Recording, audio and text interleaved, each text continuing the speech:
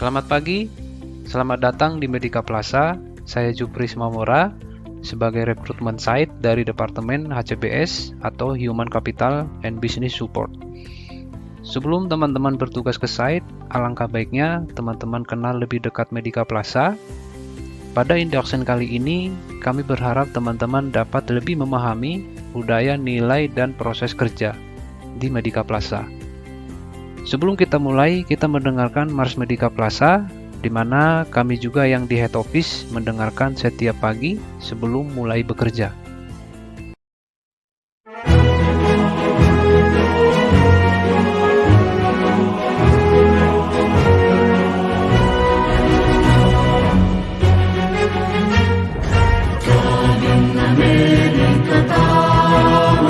Siap melayani Anda, keselamatan dan kesehatan kerja, pelayanan prima memuaskan, menjunjung disiplin dan etika, jujur dan dapat dipercaya, tanpa syarat medical excellence, to be the best in kesehatan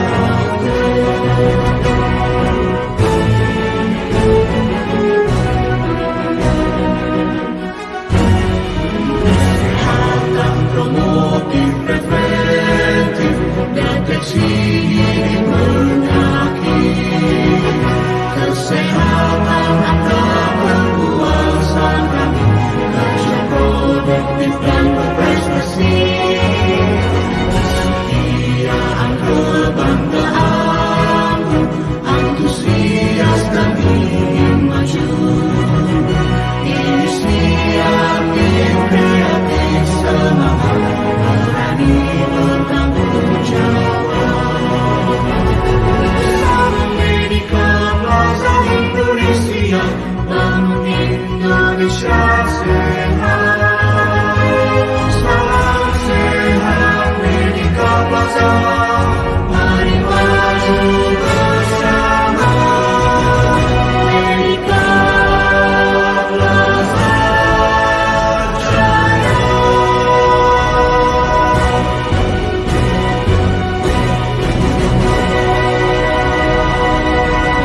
Visi, misi, dan tagline Medica Plaza. Yang pertama, visi menjadi yang terbaik dan paling dicari di dalam bidang pelayanan kesehatan dan medis di Indonesia. Untuk mencapai visi, kita punya misi. Secara konsisten memberikan pelayanan medis yang inovatif, terpercaya dan bagus, perawatan yang penuh kasih sayang. Nah, kita punya tagline atau jargon sesuai yang tercantum di Mars Medica Plaza, yaitu Compassionate Care and Medical Excellence. Pelayanan yang penuh kasih sayang dan pelayanan kesehatan dengan mutu yang unggul. Medica Plaza berdiri tahun 1997, sudah cukup lama di bidangnya. Jadi kita punya logo seperti ini, MP+. Jadi kita berkantor ada di TB Simatupang atau tepatnya itu di Beltway Office Park yang ada di Jakarta Selatan. Nah, logo baru Medica Plaza dirancang untuk menunjukkan identitas perusahaan yang lebih modern.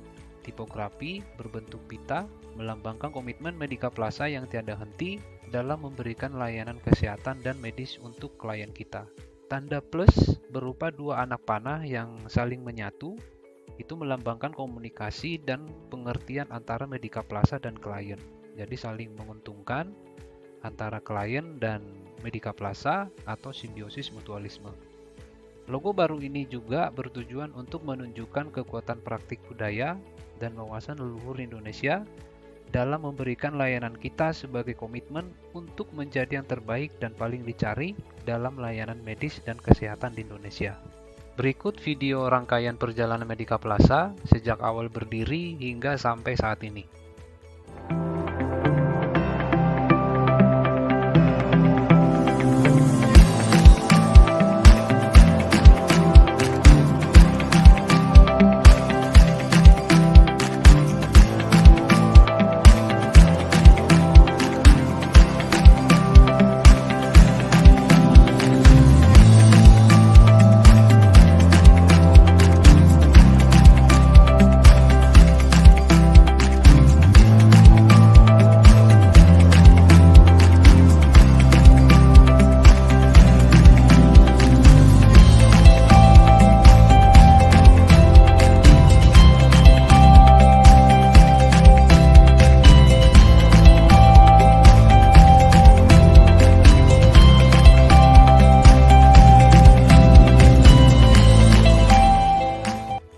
Medica Plaza memiliki corporate value atau nilai-nilai perusahaan, yaitu excellence, teamwork, honesty, integrity, innovation, dan care. Berikut penjabaran dari corporate value Medica Plaza. Yang pertama, excellent. Nah, di excellent ini kita dituntut harus proaktif dan cepat tanggap dalam memberikan layanan. Yang artinya adalah kita sebagai paramedik yang bertugas di lokasi, baik yang di mining, offshore, atau di construction, seperti yang kita ketahui bersama, tugas kita di sana adalah preventif, promotif, atau kuratif. Nah, ketika ada insiden atau eksiden di area kerja, preventif kita adalah mencegah agar karyawan yang insiden atau eksiden tersebut tidak fatality di area kerja. Nah, tugas kita di sana sebenarnya khusus untuk promotif dan preventif di area kerja, terutama mempersiapkan semua equipment yang terdapat di dalam klinik itu siap pakai, mulai dari airway set, breathing set, circulation set, dan lain-lainnya. Terus selanjutnya adalah teamwork. Bersama kita bisa, semangat untuk bekerja sebuah tim, mengesampingkan konflik demi tujuan perusahaan. Yang artinya adalah contohnya roster yang sudah kita sepakati di awal 6 minggu bertugas. Nah, di saat kita bertugas di area kerja, kita harus mengesampingkan konflik. Kita tidak boleh membawa masalah keluarga atau masalah pribadi kita selama kita bertugas di area kerja.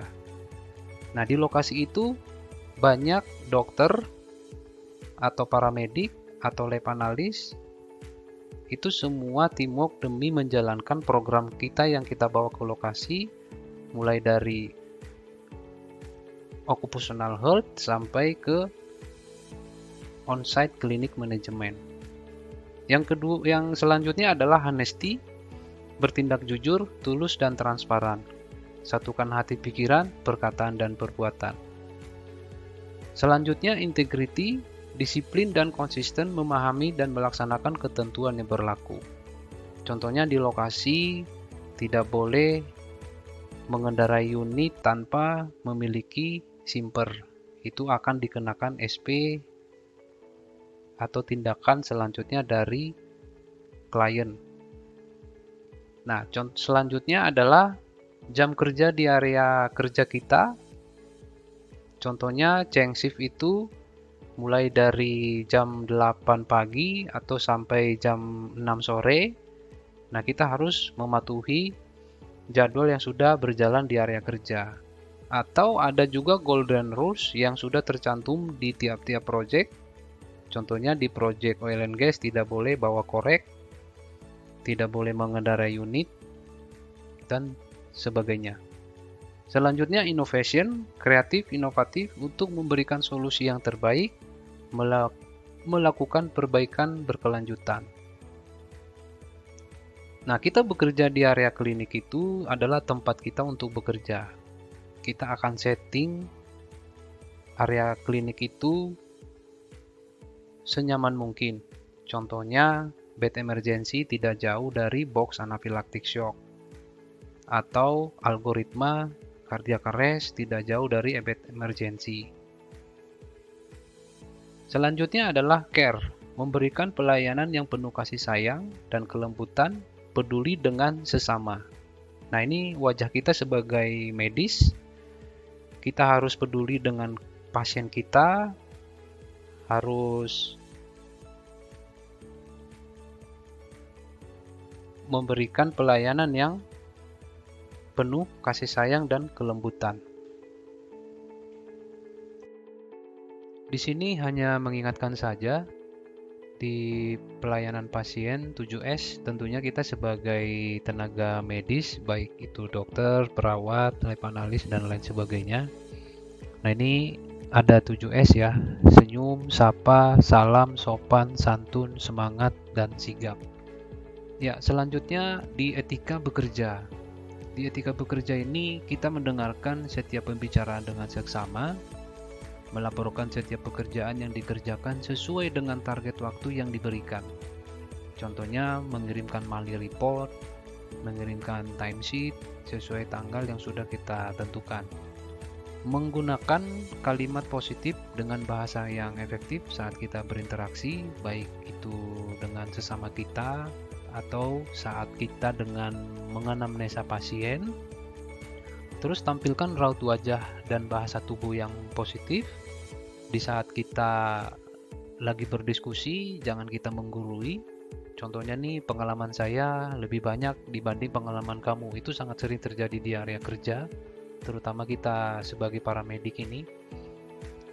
Terus jangan menyela pembicaraan, kontrol emosi, bertanya dan memberi tanggapan. Selanjutnya, etika bekerja. Datanglah tepat waktu, patuhi aturan yang ada, senyum dan sapa ketika berpapasan dengan rekan kerja, menutup pintu setiap kali keluar dari ruangan. Apalagi kita bekerja di area mining, sangat banyak debu ya, atau saat kita menganamnesa pasien pun karena ini konfidensial, kita akan buat ruangan khusus untuk pemeriksaan pasien tersebut. Terus meja kerja dalam keadaan rapi saat selesai bekerja, terutama teman-teman saat change shift dari shift pagi ke shift malam contohnya, atau shift malam ke shift pagi, pastikan meja kerjanya sudah rapi agar teman-teman yang shift berikutnya itu nyaman untuk bekerja. Terus tidak menggunakan headset untuk mendengarkan musik selama bekerja. Nah, kita kan standby di dalam klinik, kita menggunakan radio atau HT. Nah, ketika teman-teman menggunakan headset tidak mendengar, akhirnya tidak mendengar panggilan yang ada di radio tersebut. Selanjutnya, tidak membuka situs atau sosmed selama waktu bekerja. Nah, di sini kita diingatkan tidak tidur selama jam bekerja. Selanjutnya, etika bekerja. Yang pertama, mengecek pekerjaan sebelum dilaporkan atau diajukan. Nah, ini teman-teman hanya mengingatkan, ketika teman-teman mengirimkan laporan atau monthly report, contoh, perhatikan alamat emailnya, tujuannya kemana, jangan salah alamat email, dan laporannya itu tepat waktu.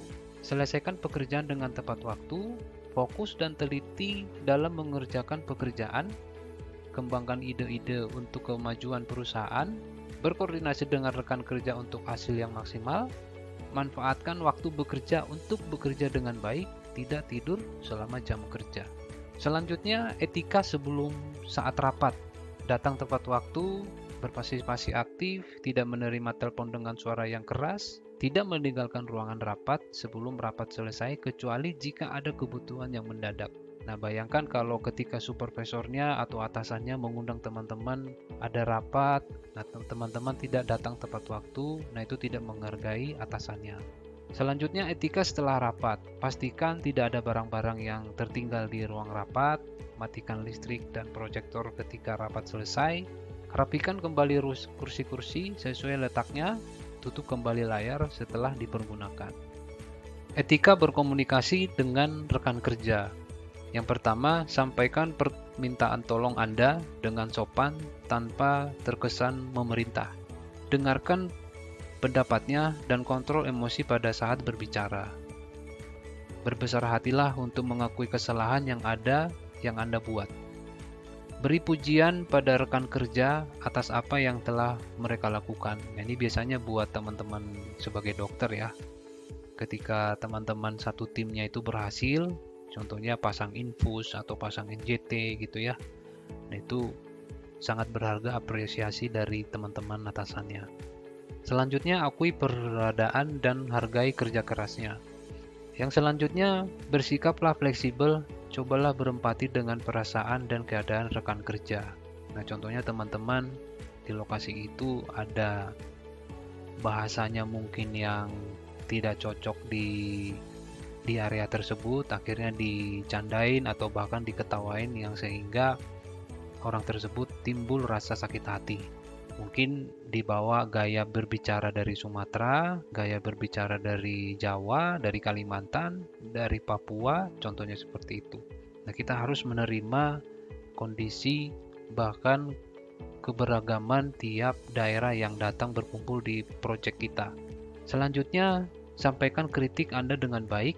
Ketika rekan kerja teman-teman gagal, tidak tercapai, nah itu kita sampaikan harus kritik yang membangun.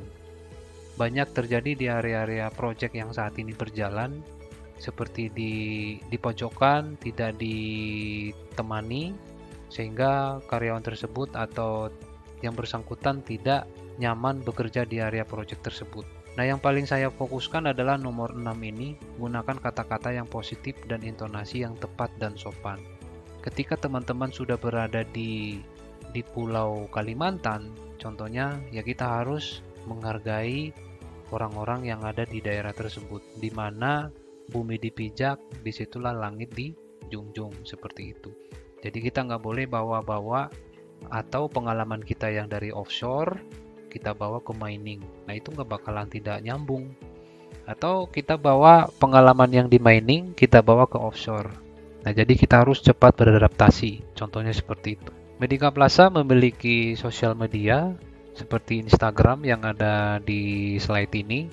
Nah jadi teman-teman boleh follow Instagram Medica Plaza. Nah di sini terkadang kami share terkait sharing knowledge ya, dan poster-poster yang mungkin teman-teman butuhkan di lokasi, contohnya di occupational health gitu ya. Nah di sini juga ada surat menyurat menggunakan font identitas MP yaitu Arial 10, dan surat resmi menggunakan untuk perusahaan menggunakan kop surat yang telah tersedia. Di sini kita diingatkan terkait etika berpakaian dan berpenampilan. Kenapa ini kita ingatkan? Karena kita di lokasi itu sebagai public figure, terkadang ya omongan kita itu sangat berharga buat karyawan-karyawan yang ada di project, seperti itu. Nah jadi penampilan kita juga harus rapi, rambut kita harus rapi, wangi, tidak bau. Nah di sini kita diingatkan yang pertama, tidak menggunakan sandal jepit selama bekerja, terutama kecuali di area-area tertentu ya, yang kalau harus full APD ya kita pakai APD. Kalau di klinik ya tidak perlu pakai safety shoes, ya kita pakai sendal boleh. Terus yang kedua, seragam jika menggunakan kemeja, upayakan dimasukkan ke dalam celana. Nah biasanya PDH kita sudah pakai kemeja ya, kecuali di area-area oil and gas kita pakai coverall. Nah kalau pakai PDH ya kita masukkanlah baju kita ke dalam celana biar rapi dan wangi gitu ya. Selanjutnya pakailah parfum secukupnya agar badan tetap wangi. Pastikan rambut rapi, terutama teman-teman laki-laki, karena di area project itu tidak ada barbershop atau tempat gunting rambut. Nah, jadi sebelum teman-teman bertugas ke lokasi, pastikan rambutnya sudah rapi. Terutama roster-roster yang panjang, 56 hari bertugas atau 2 bulan. Nah, rambutnya nanti pulang-pulang sudah gondrong nih. Jadi sebelum teman-teman bertugas ke lokasi, pastikan rambutnya sudah rapi lah. Selanjutnya, saat jam makan, pastikan pakaian rapi, tidak menggunakan kaos oblong atau celana pendek. Nah, ini semua area project yang saat ini kita kerjasama.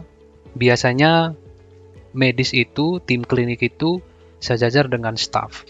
Nah, kita makan di sana itu bersama project manajernya, deputinya, atau bahkan manajer-manajer kabak di sana.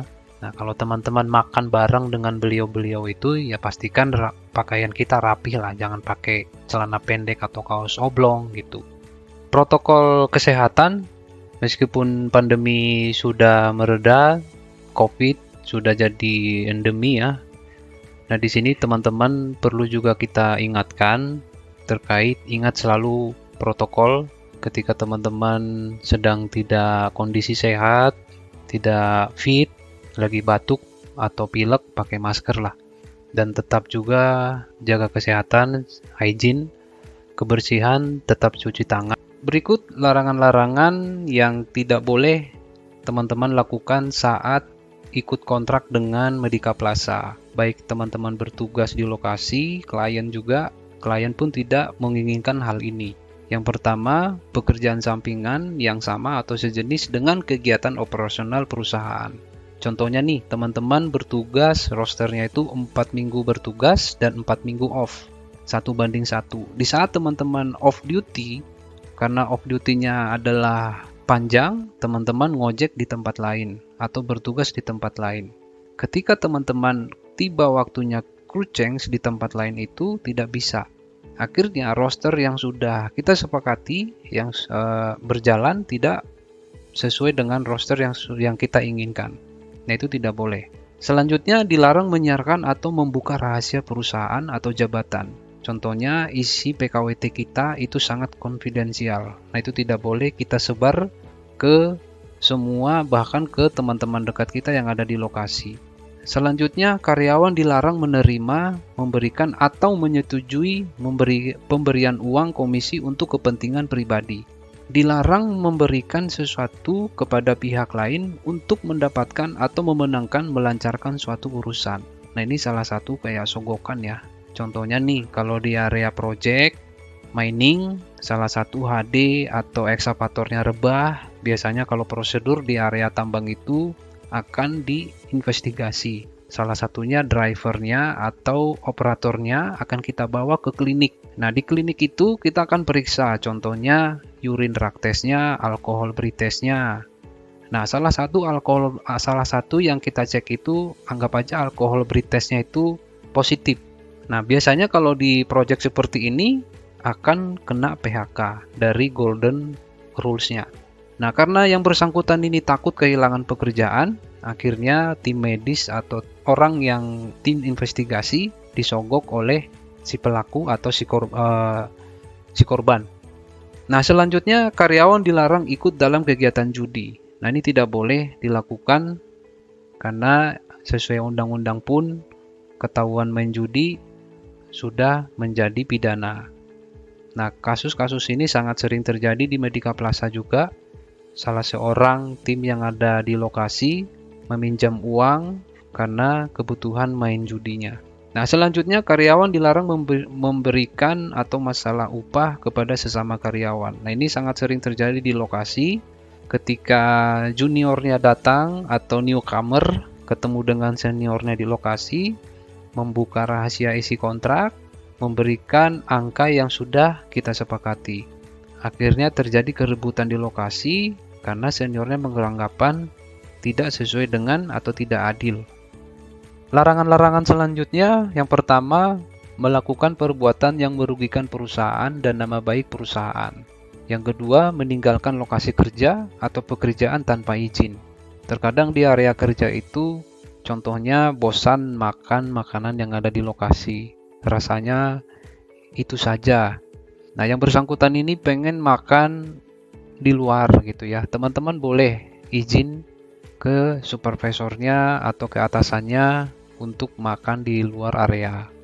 Nah, tidak mengikuti jadwal kerja yang sudah ditetapkan. Seperti tadi yang kita sampaikan, yang sudah kita sepakati di area kerja, contohnya jam kerjanya, shiftingnya seperti apa, itu harus kita jalankan di area kerja. Terus tidak melanggar golden rules di lokasi kerja, mengambil foto di lokasi kerja klien, dan mengunggah ke sosmed. Nah, ini biasanya di area produksi, foto dan ada logonya diposting ke sosial media. Nah, itu sebenarnya tidak diperbolehkan. Di slide ini saya akan memberikan contoh golden rules di lokasi kerja atau aturan-aturan emas di area project. Nah, ini buat teman-teman yang pertama kali ke project, ini mungkin pertama kali didengar. Ya, mungkin teman-teman yang sudah sering ke area-area project pastinya sudah tahu nih, contohnya di oil and gas seperti apa, larangan-larangan apa yang tidak boleh. Nah, ini yang pertama di lokasi oil and gas, misalnya dilarang membawa korek dalam bentuk apapun, dan jika ditemukan melanggar akan langsung mendapatkan surat peringatan akhir. Nah, contohnya salah satu project yang saat ini berjalan, ketika ada kasus di area project ini, bawa korek, sudah diingatkan, saat itu pun langsung dipulangkan. Tidak boleh bekerja di area tersebut lagi. Yang kedua, di hampir semua lokasi oil and gas, mining, dan lainnya, mining itu tambang, jika ditemukan adanya pelanggaran protokol kesehatan, maka akan langsung mendapatkan surat peringatan yang tingkat akan berbeda di masing-masing lokasi. Nah, ini saat pandemi COVID ya, nah ini sangat ditekankan buat semua yang bertugas di area project, ketika melanggar prokes di area project, langsung dipulangkan pada saat itu juga.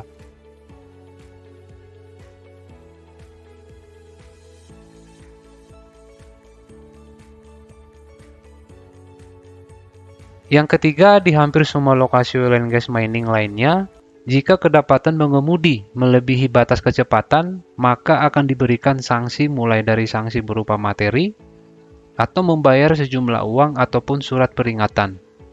Nah, contohnya bawa unit tanpa simper, nah itu bisa langsung dipulangkan pada saat itu juga, atau melebihi batas kecepatan mengendarai unit. Contohnya driver ambulans atau paramedik ambulans gitu ya. Nah, itu tidak boleh melebihi batas kecepatan maksimal yang sudah ditentukan tiap-tiap proyek. Kesemua hal di atas merupakan kewajiban karyawan Medica Plaza untuk bisa mematuhinya, dan jika memang terjadi pelanggaran, sanksi yang diberikan juga akan menjadi tanggungan dari karyawan. Contohnya nih, sampai kehilangan atau kerusakan aset di area proyek, yaitu bukan tanggung jawab Medica Plaza, melainkan tanggung jawab yang bersangkutan. Baik itu berupa materi ataupun surat peringatan sampai dengan pemutusan hubungan kerja. Sebagai karyawan di Medica Plaza, kita berkewajiban untuk menjaga nama baik perusahaan. Menjaga nama baik perusahaan ini sendiri bisa dilakukan dengan dua cara, yaitu pertama, dengan menjaga mutu produk maupun layanan perusahaan. Dan yang kedua adalah menjaga sikap dari perbuatan mencela yang bisa mencemarkan nama baik perusahaan. Di bawah ini adalah contoh perbuatan tercela yang berakibat pada pemutusan hubungan kerja pada karyawan dan kerugian baik materi dan atau nama baik perusahaan, di mana kondisi di bawah ini sudah tidak sesuai dengan nilai-nilai perusahaan atau corporate value, khususnya melanggar honesty dan integrity. Nah, jadi kita angkat 3 contoh, bahwa bukan contoh, ini adalah kisah nyata yang pernah terjadi di proyek. Yang pertama, penggelapan atau pencurian di lokasi kerja. Nah, ini salah satu tim lab analis, saya tidak perlu sebut nama lokasinya di mana. Nah, ini penggelapan alat-alat COVID pada saat itu, alat-alat lab. Biasanya untuk melaporkan equipment yang ada di lab itu, kita buat stock on hand. Nah, di stock on hand itu ada minimal stok dan maksimal stok. Ketika equipment atau barang-barang yang sudah mencapai di minimal stok, obat atau equipment tersebut kita pesan. Dan dia bisa buktikan bahwa barang tersebut benar di minimal stok. Ternyata barang tersebut ditimbun sama yang bersangkutan, dan pas saat rota off, obatnya dibawa atau equipment yang ditimbun sama yang bersangkutan dibawa dan dijual. Dan ini kita pidanakan ranah hukum, dan ini melanggar honesty dan integrity, yaitu nilai-nilai perusahaan kita.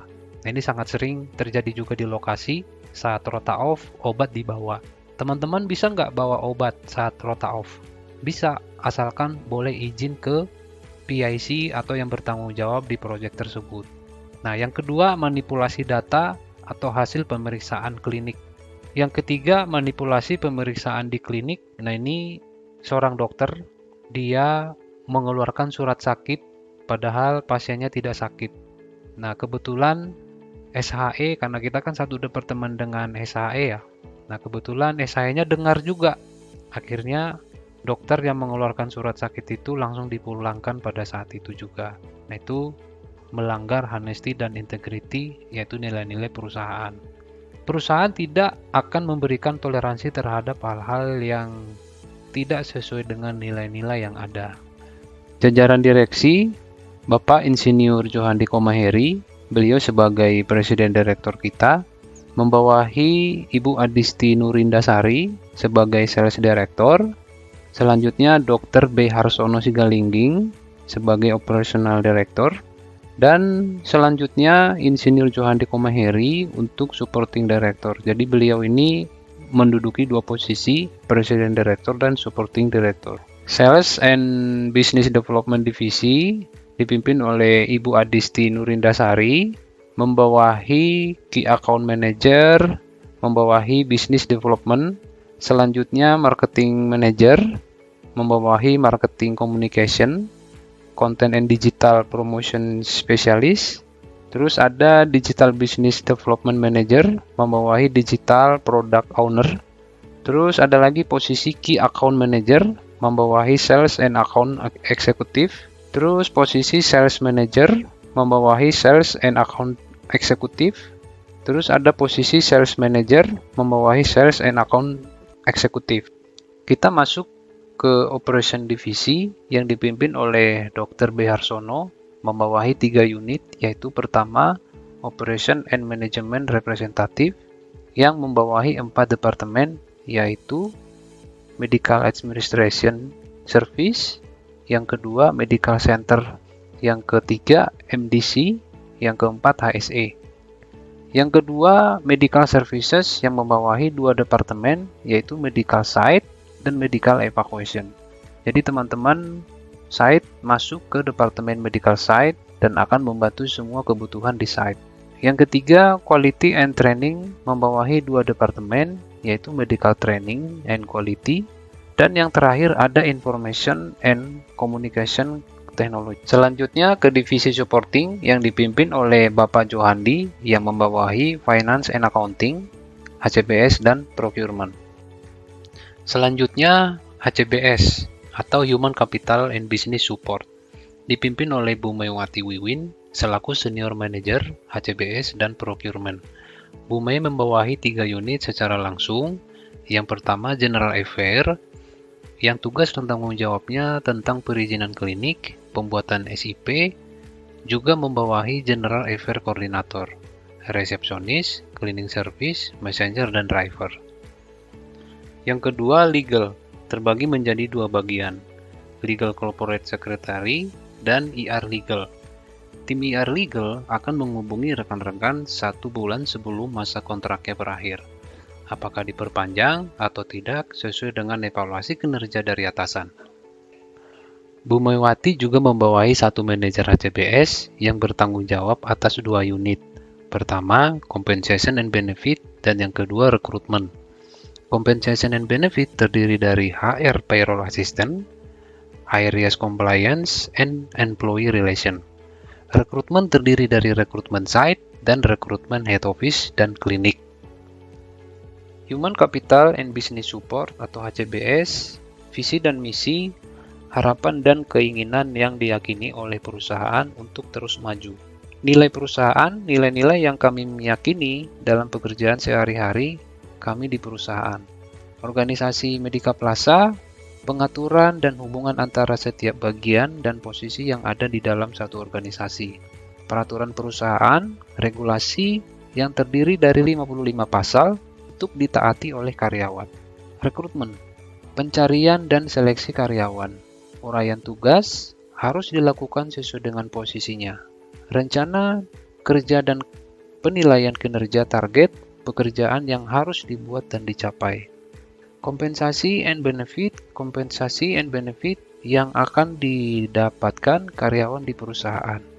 Business support, dukungan untuk operasional perusahaan mulai dari ATK, SIP, izin klinik, dan pemeliharaan kendaraan. Kita masuk ke izin meninggalkan site. Jadi teman-teman, sebenarnya ini udah tercantum di PKWT yang sudah kita sepakati. Bahkan sebelum kami kirimkan PKWT ke teman-teman pun, kami sudah cantumkan itu di form penawaran atau di offering letter. Nah, di offering letter itu pun sudah tercantum, contohnya nih roster berapa, gajinya berapa, benefit yang teman-teman terima apa saja, hak dan kewajibannya apa saja. Nah, di PKWT akan disahkan, yaitu sebenarnya sudah tercantum ya. Nah, di sini akan saya bacakan izin meninggalkan site. Di sini ada 2 kategori. Yang pertama, pemberitahuan 2 bulan sebelumnya.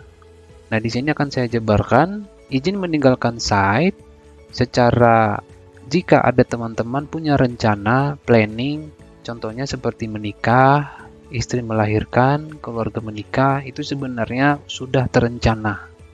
Atau hak cuti sudah termasuk dalam jadwal off. Nah, itu sepakatan kita seperti apa? Nah, itu sebenarnya kalau off itu sudah termasuk, sudah tercantum juga ya di PKWT, tidak ada cuti tahunan karena itu sudah tercantum di hak cutinya. Apabila dalam on duty, maka izin hanya diperbolehkan dengan adanya penukaran jadwal dengan back to back. Nah, apabila back to back tidak bersedia dan tidak memperoleh izin dari medical departemen, maka karyawan wajib menerimanya. Nah, makanya sebelum hal ini terjadi, teman-teman harus infokan ke kita itu 2 bulan sebelumnya. Jika ada, teman-teman punya rencana ke depan. Nah, yang kedua kategori emergency, atau contohnya meninggalkan site atau lokasi kerja lebih awal dari jadwal seharusnya. Karyawan mengalami sakit yang atas rekomendasi dokter perusahaan harus dievakuasi keluar lokasi. Nah, ini kita anggap sebagai kategori emergency. Pasangan hidup dalam kurung istri atau suami, orang tua atau mertua, atau anak meninggal dunia. Nah, ini kategorinya emergency. Tanpa menunggu back to back-nya pun teman-teman boleh langsung meninggalkan lokasi pada saat itu juga. Nah, di sini ada nggak pasangan, hidup, istri, suami, orang tua, mertua, atau anak sakit? Nah, sebagai aturan sebenarnya tidak ada, teman-teman. Tapi, secara kemanusiaan, teman-teman boleh meninggalkan site kalau memang dinyatakan itu sakit keras dan harus melampirkan evidence yang ditandatangani oleh dokter yang merawat. Atas izin meninggalkan pekerjaan yang karyawan ajukan, biaya atas kepulangan serta kembalinya karyawan ke lokasi site wajib ditanggung oleh karyawan. Pengaturan jadwal kerja dan keberangkatan. Setelah teman-teman sudah dinyatakan lolos proses rekrutmen mulai dari interview, setelah itu medical check up dinyatakan sudah fit to work, dan nanti selanjutnya pengaturan jadwal kerja dan kapan berangkat teman-teman. Nah, pengaturan jadwal kerja sepenuhnya akan diatur oleh tim Operation Medica Plaza, dalam hal ini oleh Medical Liaison Officer atau MLO. Untuk itu, jika diperlukan untuk izin meninggalkan site agar bisa menghubungi Medical Liaison Officer dengan ketentuan-ketentuan yang sudah kita bahas di slide-slide sebelumnya ya.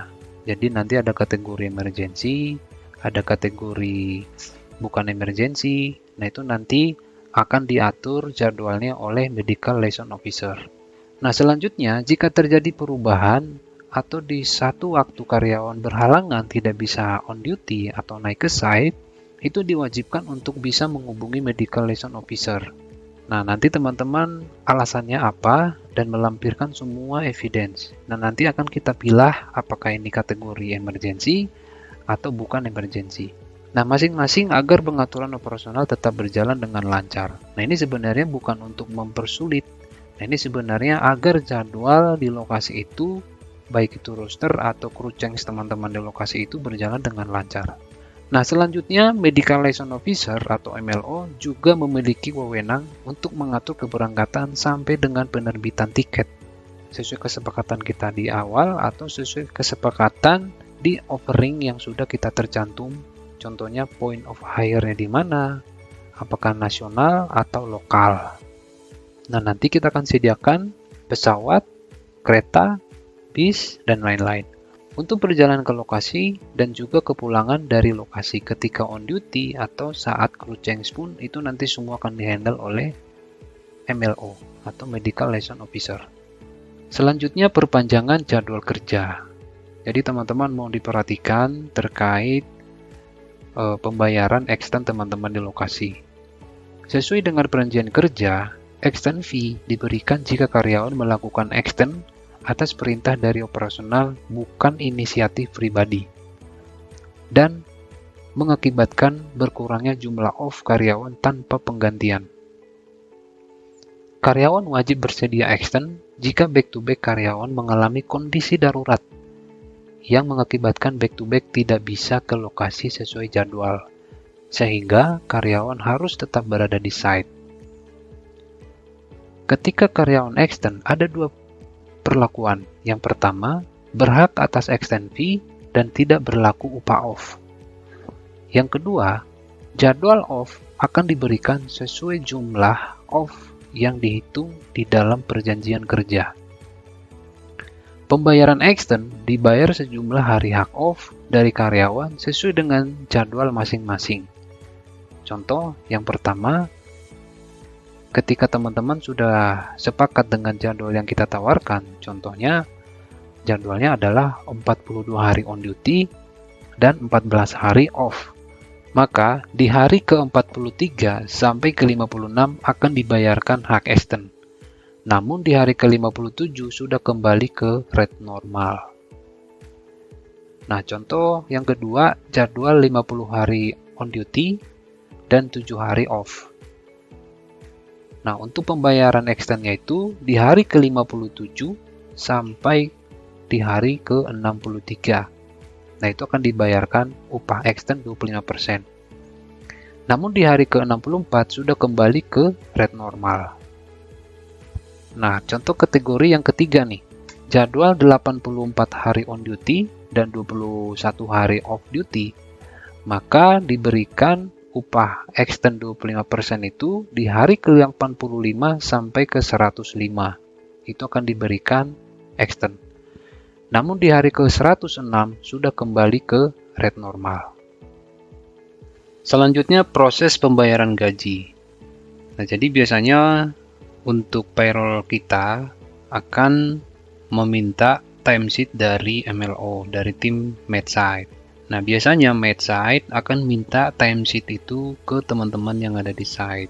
Jadi nanti yang menyiapkan timesheet itu adalah teman-teman dan langsung ditandatangani oleh klien kita. Nah, gimana nih proses pembayaran gaji di Medica Plaza? Nah, untuk timesheet tadi yang diterima oleh MLO dari teman-teman, nanti kita punya sistem itu yang namanya HRIS. Jadi HRIS itu nanti akan kita pakai untuk penarikan data timesheet sesuai sistem cut off-nya kita itu tanggal 21, buka dan tutup tanggal 20 tiap bulannya. Nah, selambatnya dikumpulkan tanggal 20 setiap bulannya kepada Matsite atau sesuai aturan yang ada di lokasi ya. Biasanya seperti itu. Nah, selanjutnya Matsite atau MLO akan input data tersebut ke sistem selambat-lambatnya tanggal 21 setiap bulannya. Nah, nanti akan direvisi timesheet jika ada ketidaksesuaian. Nah, nanti ini benar kan nih teman-teman yang di lokasi ini, ada nggak extendnya gitu ya. Nah, terus selanjutnya ketika timesheet yang sudah benar akan diinput di sistem yang namanya HRIS dan data timesheet akan ditarik dari sistem HRIS oleh tim HCBS atau payroll. Selambatnya tanggal 25 dana sudah ditransfer ke rekening karyawan melalui rekening mandiri. Jadi kalau mandiri itu tepat gajian di tanggal 25. Nah, biasanya kalau non mandiri itu H+3.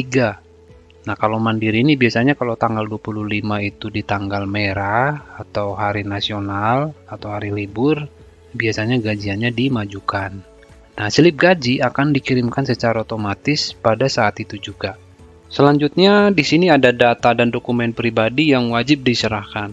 Nah, ini sebenarnya di awal proses rekrutmen pun kita sudah mengirimkan link career ke teman-teman. Nah, setelah teman-teman sudah mengisi link career, selanjutnya akan mengisi link aplikan. Link tersebut sudah masuk ke email yang sudah teman-teman cantumkan saat di link career. Nah, di data tersebut, itu dokumen-dokumennya, dokumen-dokumen pribadi yang wajib diserahkan sesuai slide ini. Yang pertama, STR, ijazah, transkrip nilai, sertifikat pelatihan, referensi kerja atau paklaring. Nah, terus untuk dokumen pribadinya, ini NPWP wajib, nomor rekening Bank Mandiri. Kalaupun tidak ada Mandiri, boleh pakai yang lain ya, tapi kita memang wajibkan pakai Bank Mandiri. Fotokopi kartu keluarga, surat nikah, kalau sudah menikah, kalau belum tidak perlu disubmit. SIM, CV, pas foto, fotokopi KTP, fotokopi paspor kalau ada, fotokopi kartu jaminan sosial tenaga kerja. Selanjutnya kompetensi dan kesehatan karyawan. Nah, ini sebenarnya hanya mengingatkan teman-teman saja karena contohnya nih kayak seperti STR, ada beberapa teman-teman yang masih belum lifetime atau seumur hidup STR-nya. Nah, itu salah satu kewajiban kita. Nah, ini biasanya akan masuk sistem dari reminder ke teman-teman terkait STR yang sudah expire.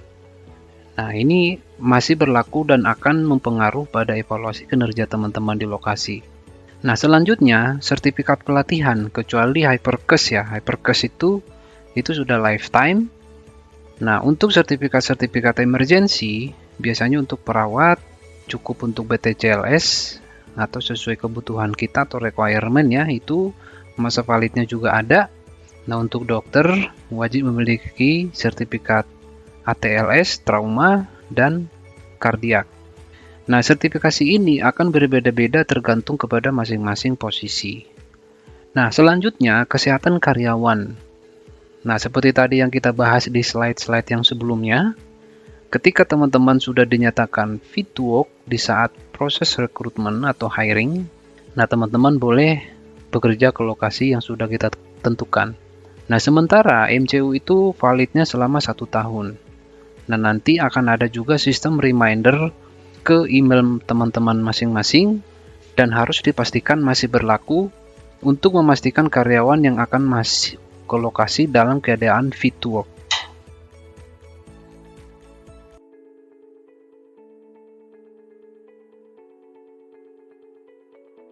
Untuk teman-teman ingat, nggak boleh lupa ya, jadwal MCU dan pelatihan diatur dijadwalkan saat teman-teman posisi off duty, tanpa ada pengganti hari off. Selanjutnya, syarat dan hubungan kerja. Yang pertama, teman-teman harus memiliki kepribadian yang baik dan motivasi kerja tinggi. Ini sebenarnya bukan cuma hanya teman-teman yang saat ini bertugas di lokasi, bahkan kami pun yang saat ini di head office atau yang di klinik, yang saat ini Medica Plaza, kita sama-sama karyawan perusahaan pastinya akan menuntut hal ini. Yang kedua, memiliki kompetensi, kemampuan, kepribadian yang sesuai dengan syarat pekerjaan atau jabatan. Nah, contohnya nih teman-teman ditugaskan di site mining, di site oil and gas, atau infrastruktur. Nah, itu semua sudah kita infokan di awal, dan bahkan di saat nanti akan ada induction saat teman-teman atau sebelum teman-teman bertugas ke lokasi. Nah, selanjutnya memiliki pengalaman kerja yang sesuai jika diperlukan dalam syarat pekerjaan atau jabatan. Terus yang keempat, sehat jasmani dan rohani, termasuk kesehatan mental dan sosial. Nah, tadi seperti yang saya sampaikan, ketika teman-teman sudah dinyatakan sehat secara jasmani dan rohani, nah itu akan kita tugaskan lanjut ke lokasi. Nah, selanjutnya pribadi yang memiliki integritas dan moral yang tinggi. Yang selanjutnya, tidak memiliki pengalaman kriminal atau perbuatan tercela lainnya. Nah, ini biasanya ada beberapa proyek dari klien kita ada background check. Nah, terus yang kedua, perlu kita juga sampaikan di sini teman-teman, harus menyelesaikan kontrak yang sudah kita sepakati. Biasanya teman-teman yang di lokasi itu ada tawaran yang lebih bagus, tidak menyelesaikan kontrak, akhirnya background check-nya akan sangat jelek. Selanjutnya perizinan. Secara individual, teman-teman sudah dinyatakan sebagai paramedik yang profesional, baik itu posisi dokter atau posisi perawat. Ketika teman-teman sudah memiliki sertifikat atau sudah memiliki surat tanda registrasi, itu adalah seorang medis yang sudah profesional. Nah, itu kita sebagai medis, baik itu ditempatkan di rumah sakit atau di pre-hospital, itu wajib kita memiliki STR dan valid. Nah, ketika teman-teman sudah memiliki sertifikat atau surat tanda registrasi, ketika teman-teman sudah diterima di Medica Plaza dan ditempatkan di salah satu proyek, nah itu wajib kita buatkan surat izin prakteknya. Salah satu syarat untuk pembuatan SIP, teman-teman wajib memiliki dan wajib mempunyai SKP yang cukup untuk memiliki atau pembuatan SIP. SIP karyawan yang ditugaskan di klinik Medica Plaza dibantu urus oleh staf yang tugas dan tanggung jawabnya mengurusi perizinan dipantau oleh HCBS. Karyawan yang menyerahkan persyaratan kepada staf GA yang bertugas mengurusi perizinan. Terus selanjutnya PTKTK diurus perusahaan dengan syarat harus mempunyai SIP terlebih dahulu dengan monitoring dari HCBS, Compensation and Benefit, Yang kedua, karyawan yang menyerahkan persyaratan kepada staf EA yang bertugas mengurusi perizinan. Selanjutnya di sini ada malpraktek. Jadi di sini kita hanya mengingatkan teman-teman.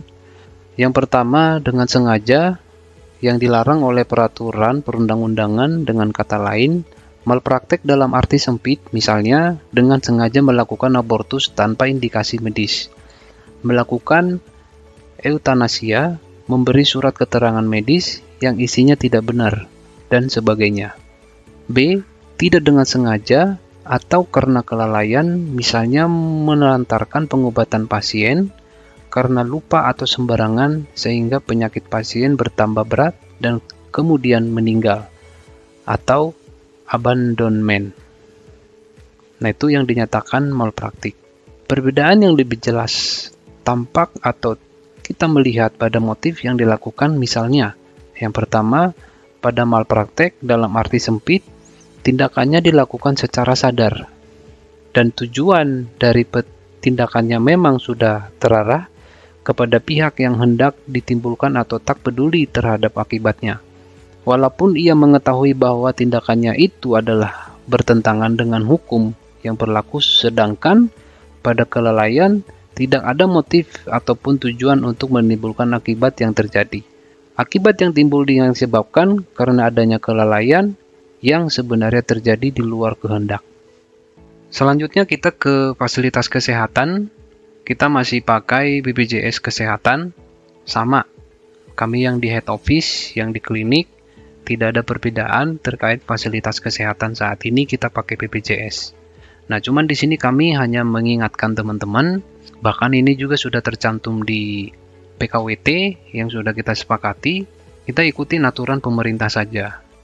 Nah, besaran iuran bagi peserta pekerja penerima upah atau PPU, nah saya dan teman-teman adalah pekerja penerima upah yang bekerja di sektor swasta sebesar 5% dari upah per bulan dengan ketentuan Peraturan Presiden Nomor 64 Tahun 2020. Menggunakan angka patokan pendapatan gaji maksimal 12 juta. Jadi teman-teman yang kita setor atau yang kita laporkan itu gaji maksimal 12 juta. Artinya, karyawan yang memiliki gaji di atas 12 juta hanya dikenai perhitungan hingga maksimal 12 juta rupiah. Dengan komposisi seperti ini, yang pertama 4% dibayar oleh pemberi pekerja, yaitu Medika Plasa memberikan 4% dari gaji teman-teman dengan maksimal 12 juta tadi. 1% dibayarkan oleh pekerja. Sama, saya dengan teman-teman, yaitu 1%. Iuran mencakup 5 orang, karyawan, suami atau istri, dan 3 anak untuk layanan rawat inap, rawat jalan, rawat melahirkan. Nah, di sini perlu juga kami ingatkan teman-teman, untuk biaya persalinan hanya boleh sampai anak kedua. Namun, untuk rawat jalan, itu boleh sampai anak ketiga. Nah, sekali lagi, untuk persalinan, biayanya ditanggung oleh BPJS sampai anak kedua. Namun, untuk rawat jalan, itu sampai anak ketiga. Nah, anak keempat sudah tidak di-cover sama sekali oleh BPJS, baik itu rawat inap, rawat jalan, bahkan sampai rawat melahirkan sudah tidak di-cover. Bagi karyawan yang telah memiliki BPJS Kesehatan, dapat melampirkan fotokopi kartu. Apabila belum terdaftar, silakan menyerahkan kartu keluarga dan KTP, serta lokasi fasilitas kesehatan pada rekrutmen untuk menambahkan keanggotaan keluarga. Anak baru lahir misalnya, pastikan kirimkan kartu keluarga terbarunya ke HCBS untuk bisa didaftarkan keanggotaannya. Jadi teman-teman, ketika teman-teman gabung di Medika Plasa, terus ada istri melahirkan anak, nah itu teman-teman boleh update dulu kartu keluarganya ke Dukcapil. Setelah anaknya sudah terdaftar di KK, kirimkan ke kita KK terbaru untuk menambahkan keanggotaan keluarga untuk fasilitas kesehatannya. Pendaftaran kepesertaan akan dilakukan di tanggal 19 setiap bulannya dan baru aktif di bulan berikutnya. Jadi contohnya nih teman-teman gabung dengan Medika Plasa di tanggal 20, dan akan aktif di bulan kemudian. Selanjutnya kita ke jaminan tenaga kerja. Untuk jaminan tenaga kerja, kita masih sama pakai BPJS Ketenagakerjaan. Nah, di sini sebenarnya sama ya, ini udah tercantum di PKWT. Jadi kita di sini hanya mengingatkan teman-teman. Yang pertama, iuran berdasarkan dari upah rata-rata bulanan yang dibayarkan kepada karyawan. Terus selanjutnya, mulai Maret 2025, batas paling tinggi upah sebagai dasar perhitungan iuran jaminan pensiun JP yang sebelumnya sebesar 10.042.000 menjadi 10.547.428 per bulan. Nah, itu yang kita setor maksimalnya untuk jaminan pensiun itu 10.554.428. Untuk karyawan yang akan melanjutkan kepesertaan sesuai dengan kartu yang ada atau lama agar menyerahkan fotokopi kartu jam sostek yang lama. Kepesertaan bisa dicek online melalui aplikasi BPJS TKU.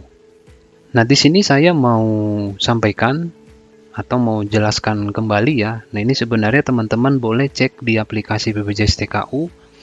Kita daftarkan teman-teman itu di JKK, JK, JHT, dan JP. Nah, untuk jaminan kecelakaan kerja, ini pure dari perusahaan yaitu 0,24% dari gaji rata-rata teman-teman per bulannya. Nah, dari karyawan 0. Untuk jaminan kematian 0,3% itu pure dari perusahaan, dari karyawan 0%. Untuk jaminan hari tua, nah ini mohon diperhatikan ya teman-teman ya. Untuk jaminan hari tua ini yang kita setor ke pemerintah atau ke BPJS itu, jaminan hari tuanya adalah 5,7%. Tapi di sini kita ada pembagiannya. Untuk perusahaan itu 3,7% dari gaji teman-teman yang realnya berapa. Karena di sini tidak ada maksimalnya. Berbeda dengan BPJS Kesehatan tadi yang 12 juta dan JP tadi yang 10.547.428 itu berbeda. Kalau untuk JHT ini, realnya, gaji yang sesungguhnya itu berapa? Contohnya kalau gajinya 50 juta, ya 5,7% dari 57 juta. Nah, namun di sini yang kita bagi adalah perusahaan itu 3,7% dan dari karyawan 2%. Untuk jaminan pensiun 3%.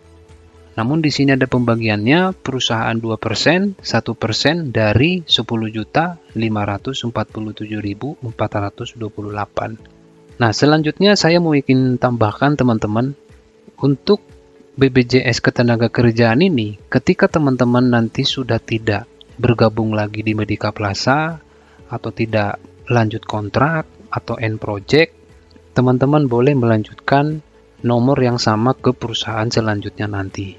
Atau sebaliknya, ketika teman-teman baru bergabung dengan Medika Plasa, teman-teman boleh melampirkan nomor yang lama, maksud saya. Yang lama boleh dilampirkan untuk kita lanjutkan kembali BPJS Ketenagakerjaannya. Nah, gimana nih untuk mencairkan BPJS Ketenagakerjaannya? BPJS Ketenagakerjaan ini bisa dicairkan ketika teman-teman sudah tidak terdaftar sebagai BPJS Ketenagakerjaan, yang artinya bukan sebagai pekerja, atau bahasa kasarnya itu sedang nganggur, tidak ada pekerjaan. Nah, itu teman-teman boleh mencairkan BPJS Ketenagakerjaan tersebut. Terus yang kedua, harus melampirkan paklaring atau surat pengalaman kerja. Contohnya nih, dalam 5 tahun ini teman-teman bekerja di 3 perusahaan dengan nomor BPJS yang sama, BPJS Ketenagakerjaan. Jadi teman-teman wajib melampirkan 3 paklaring tersebut. Kalau salah satu tidak ada, BPJS tidak akui dan tidak bisa dicairkan. Yang artinya teman-teman wajib menyelesaikan kewajibannya di setiap apa yang sudah teman-teman sepakati. Salah satu contoh di Medika Plasa, ketika teman-teman tidak menyelesaikan kontrak, paklaring tidak akan kami berikan. Selanjutnya, tunjangan hari raya atau THR. THR diterima sekurang-kurangnya telah bekerja selama 1 bulan secara terus-menerus. Jadi, teman-teman bisa terima THR itu setelah bekerja di Medika Plaza 1 bulan. Nah, itu masih proret kita berikan. Besarnya tunjangan hari raya keagamaan adalah sama dengan 1 bulan gaji untuk karyawan yang telah bekerja 12 bulan berturut-turut atau lebih, dan akan diberikan secara prorata apabila karyawan belum genap 1 tahun. Terus selanjutnya, tunjangan hari raya keagamaan dapat diberikan kepada karyawan yang dalam proses berhenti bekerja di perusahaan dengan ketentuan sebagai berikut. Yang pertama, karyawan kontrak atau PKWT dapat diberikan apabila tanggal terakhir masa kerjanya minimal H+1 dari hari raya keagamaan. Nah, itu kita bisa berikan THR-nya. Yang H-1 habis PKWT, 1 hari sebelum tiba hari raya PKWT-nya habis, itu tidak dapat THR. Atau bahkan hari H yang sama. Hari ini hari raya, PKWT-nya habis hari ini, itu tidak menerima THR. Itu aturan dari pemerintah. Yang membuat aturan ini bukan Medika Plaza, namun yang membuat adalah pemerintah. Demikian pemaparan Induction Site ini.